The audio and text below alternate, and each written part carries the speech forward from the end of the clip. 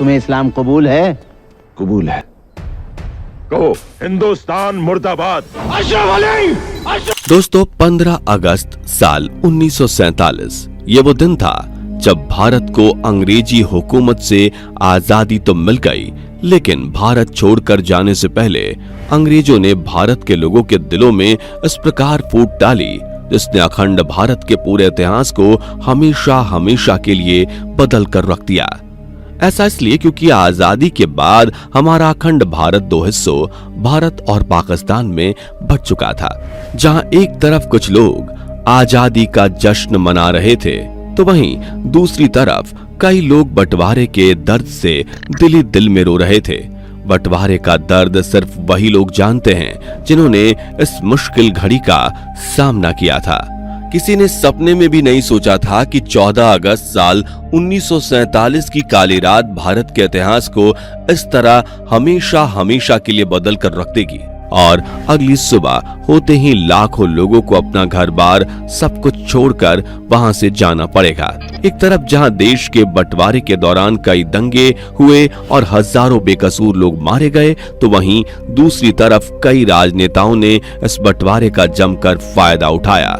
दोस्तों आज हम आपको भारत के बंटवारे को लेकर कुछ ऐसे सच्चे किस्सों से रूबरू कराने वाले हैं जिन्हें जानने के बाद आपकी आंखों में से भी आंसू आ जाएंगे। अगर आप भी इसके बारे में विस्तार से जानना चाहते हैं तो वीडियो के एंड तक हमारे साथ जरूर बने रहें। दोस्तों ये बात है 14 अगस्त साल 1947 की, जब आधी रात को ये घोषणा की जाती है कि भारत अब दो हिस्सों में बंट चुका है, भारत और पाकिस्तान। इनमें से मुस्लिम बाहुल्य वाले क्षेत्र को पाकिस्तान नाम दिया गया और हिंदू बाहुल्य वाले क्षेत्र यानी कि हिंदुस्तान को भारत का नाम दिया गया।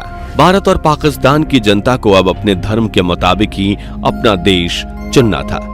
ऐसा बताया जाता है कि इस बंटवारे को लेकर 1 करोड़ से भी ज्यादा जनता को अपनी मातृभूमि छोड़कर जाना पड़ा था और एक आधिकारिक जांच के मुताबिक 1 लाख से भी ज्यादा लोग मौत के घाट उतार दिए गए थे।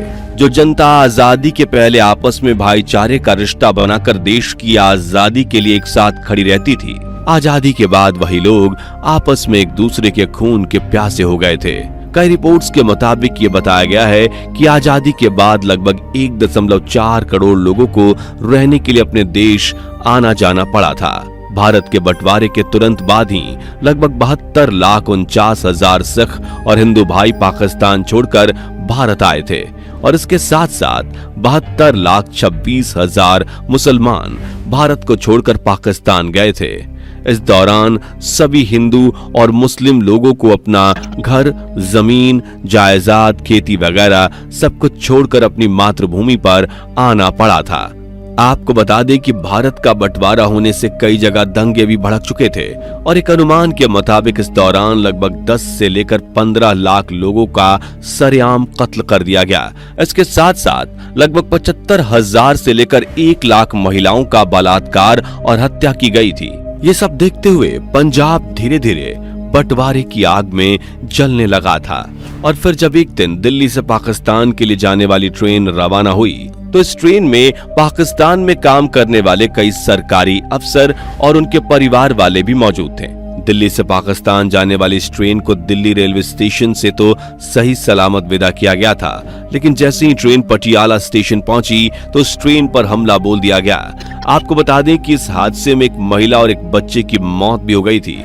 जब इस बात की भनक कराची और लाहौर के लोगों को लगी तो उन्होंने अपना बदला लेने के लिए पाकिस्तान से अमृतसर जाने वाली पहली ट्रेन को अपना निशाना बनाया। 13 अगस्त साल 1947 को जब एक ट्रेन पाकिस्तान से अमृतसर जाने के लिए रवाना हुई तो पाकिस्तान से अमृतसर पहुंचने तक ट्रेन में सवार एक भी जिंदा इंसान अमृतसर नहीं पहुंच पाया था। ऐसा इसलिए क्योंकि ट्रेन में सवार होने से पहले कई हिंदू और सिख भाइयों का कत्ल कर दिया गया था। हर तरफ केवल लाशों के ढेर लगे हुए थे और लाशों के ये ढेर साफ साफ जाहिर कर रहे थे कि बंटवारे का ये फैसला देश के राजनेताओं की कितनी बड़ी भूल थी। आपको बता दें कि जब इस ट्रेन पर हमला हुआ तो ट्रेन की आखिरी बोगी पर एक संदेश भी देखने को मिला था जिसमें साफ साफ ये लिखा हुआ था कि जवाहरलाल नेहरू को आजादी का ये तोहफा मुबारक हो।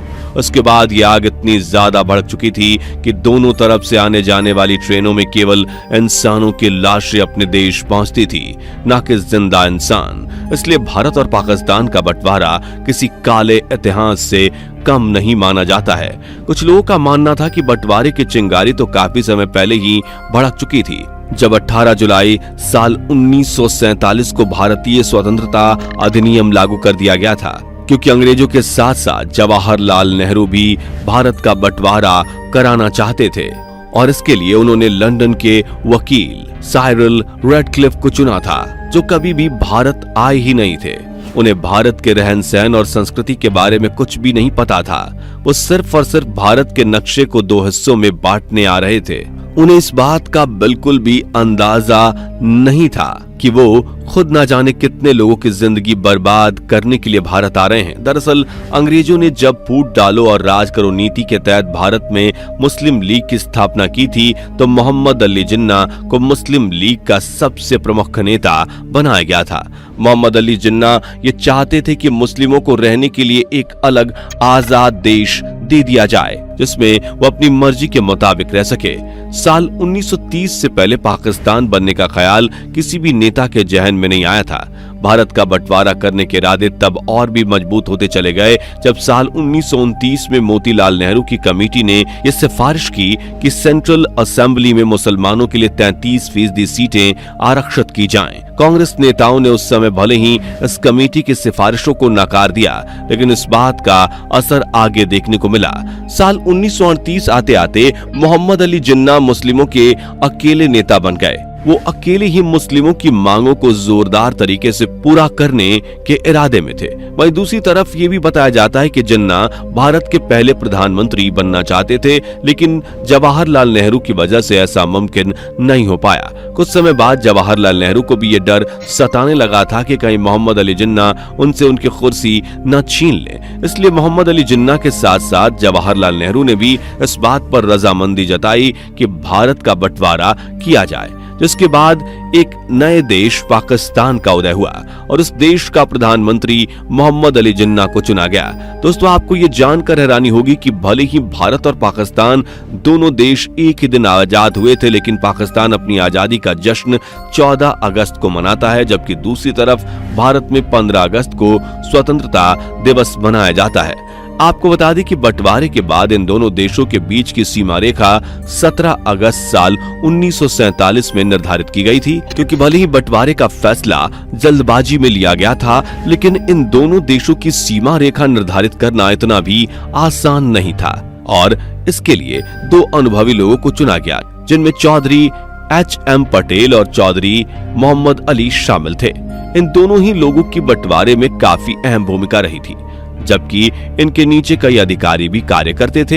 ये लोग अलग अलग इलाकों से रिपोर्ट्स तैयार करके देश के राजनेताओं को भेजते थे और इन्हीं रिपोर्ट्स के आधार पर बंटवारे की सिफारिश तैयार की जाती थी। हो सकता है दोस्तों, शायद आपको मालूम ना हो कि भारत और पाकिस्तान के बंटवारे के दौरान जमीन, धन और कॉपी किताबों से लेकर एक-एक पैन तक का बंटवारा हुआ था। जब अंग्रेजों ने भारत छोड़ा, तो भारत छोड़ने के बाद अंग्रेजों से जो संपत्ति भारत में रह गई थी, उसे भी दोनों देशों के बीच बांटा गया था। लेकिन इस मामले को लेकर दोनों देशों के बीच काफी ज्यादा बहस हुई थी।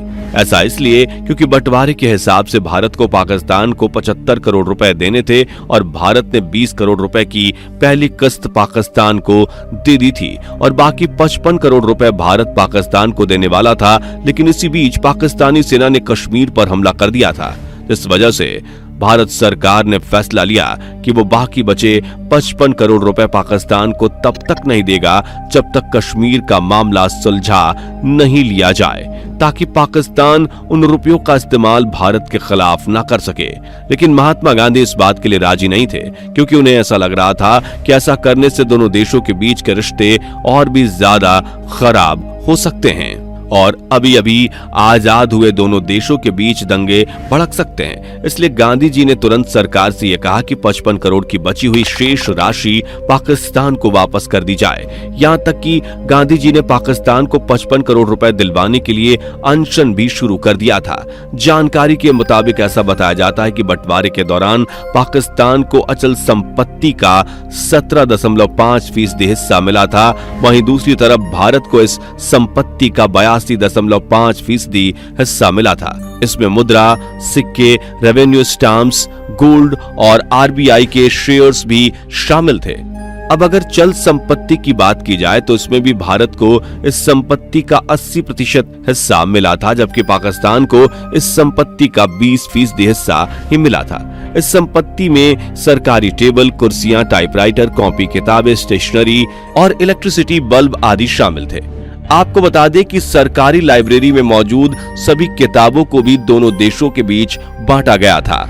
कई लोगों का ऐसा मानना है कि इस बंटवारे का सबसे ज्यादा फायदा देश के राजनेताओं को हुआ, जिनमें जवाहरलाल नेहरू जैसे बड़े नेता शामिल थे।